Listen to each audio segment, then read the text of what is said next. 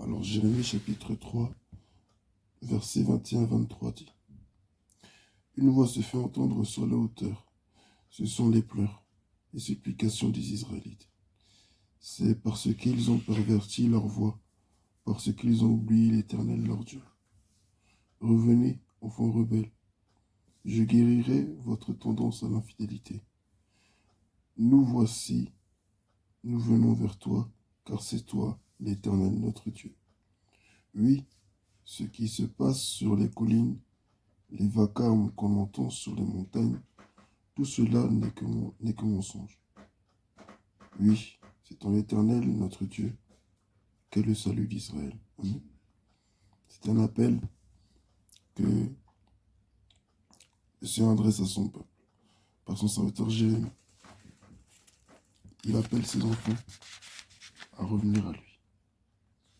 Lorsque nous nous éloignons de Dieu, qui est notre Père, qui est notre Créateur, il ne nous ignore pas. Et il ne se dit pas, écoute, comme il est parti, il n'a qu'à se perdre, c'est son problème. Je lui ai parlé, il n'a pas écouté. Il verra bien ce qui va se passer. Dieu est toujours bon, il est toujours prêt à nous rappeler à lui. Nous rappeler, pas en termes de mourir pour dire que tu vas aller au paradis, non, mais il nous rappelle à revenir dans sa présence. C'est un message sur lequel je tombe beaucoup. C'est aussi sur YouTube, quand je regarde des fois certains shorts, où le Seigneur parle et il dit qu'il appelle ses enfants à revenir à lui, de revenir à lui tel que nous sommes, que c'est lui qui va se charger du reste, de ne pas attendre d'être propre d'abord pour revenir à lui. Certains font l'analogie entre le fait de ne pas pouvoir rester physiquement sale chaque jour quand on se salit, quand tu transpires, quand tu te salis. Qu'est-ce que tu vas faire? Tu vas finir par aller te laver. Tu vas pas dire non, comme je suis sale, je ne vais pas sous la douche. Non, tu vas te laver parce que tu veux devenir propre. Et c'est la même chose spirituellement parlant. Tu sais que euh, pour être pur, pour être saint, pour être en paix, pour être en joie, pour être transformé, il faut être dans la présence de Dieu. Et ni toi, ni moi, ni aucune personne sur cette terre ne peut être pure sans Dieu. Donc, vaut mieux se rapprocher de lui pour changer, pour vivre la transformation divine, plutôt que de rester loin. Dieu m'appelle, moi, premièrement, qui prêche. Dieu t'appelle, Dieu appelle chacun de nous à réellement, de tout cœur, revenir à lui. Il a dit une chose dans ce passage qui m'a beaucoup interpellé. Au verset 22, il dit: Revenez, enfants rebelles, je guérirai votre tendance à l'infidélité. Il y a des personnes, des fois, on va dire: non, mais elle fait exprès, elle fait exprès, elle fait exprès, elle fait exprès. Depuis, on lui parle, on n'écoute pas. Non, des fois, c'est comme une maladie. C'est comme un mauvais réflexe que certains ont. Ils sont infidèles au Seigneur.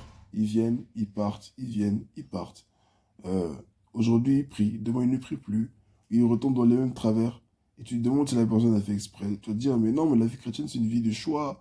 Comment ça se fait que cette personne n'arrive toujours pas, etc., etc. Si Dieu a fait pour moi, Dieu peut faire pour lui. Dieu dit ici: Revenez, enfants rebelles, je guérirai votre tendance à l'infidélité. C'est en revenant à lui que le Seigneur nous guérit. C'est en revenant à lui qu'il change nos habitudes, il change notre manière de percevoir les choses. Pour toi qui es avec moi ce matin, tu l'as certainement déjà vécu. Le réveil du Saint-Esprit, le Saint-Esprit qui touche et qui change la mentalité, la manière dont tu vois les choses. Quand tu te rapproches vraiment de Dieu, la perception que tu as du monde, la perception que tu as de toi-même, la perception que tu as de ta vie devient différente. Tu ne peux pas être dans la présence de Dieu et être comme tu étais auparavant. C'est impossible. C'est impossible que quelqu'un s'approche de Dieu et que sa vie ne soit pas transformée. C'est impossible. Tu vas peut-être rien se vivre au début. Tu vas peut-être rien vivre peut-être dans les premiers jours, dans les premières semaines. Mais l'Esprit de Dieu répond toujours à la disposition d'un cœur. Le Saint-Esprit répond toujours à quelqu'un qui se présente à lui. Alors, j'encourage quelqu'un ce matin qui écoute ce message. Et je lui dis: reviens dans la présence de Dieu, présente-toi au Seigneur et tu seras transformé. Je reprends encore la comparaison du fait de se laver. Si tu as transpiré de la journée, que tu es sale, tu ne vas pas dire: non, comme je suis sale, je ne viens pas. Et pourtant, c'est ce que beaucoup d'entre nous font. On dit: je suis indigne, j'ai trop péché, je ne peux plus revenir au Seigneur. Mais il n'y a qu'en revenant au Seigneur, justement, que tu seras transformé. Alors, revenons tous au Seigneur. Revenir au Seigneur, c'est pas juste aller à l'église. C'est pas forcément de ça dont il s'agit. Mais recommencer à avoir une intimité avec lui. Recommencer à lui donner la priorité dans nos projets, dans ce qu'on veut faire. Euh, Si bon, tu as des secrets, raconte-les premièrement au Seigneur. Si tu as des inquiétudes, raconte-les premièrement au Seigneur. Si tu as des sentiments, des fois de jalousie ou de comparaison, raconte-les premièrement au Seigneur. Si tu as mal quelque part, raconte-le premièrement au Seigneur. Que le Seigneur soit ta priorité. Et le reste, il le fera. Revenons dans la présence de Dieu pour être transformés. Paul était en train de persécuter les chrétiens. Il a fallu qu'il rencontre Jésus lui-même sur le chemin de Damas, sur la route de Damas, pour que ils soient pleinement transformés. Il n'y a que Jésus qui transforme les gens. On peut te faire une reproche 1000 fois dans la journée. Te dire, arrête de boire l'alcool, arrête de fumer, arrête d'aller en boîte de nuit, arrête de critiquer. Mais si l'Esprit de Dieu ne te touche pas, tu ne seras pas transformé. Donc, reviens dans la présence de Dieu et il te transformera, il te conduira. Et tu sauras ce que tu dois faire, où tu dois aller, tu sauras. Mais reviens d'abord dans la présence de Dieu.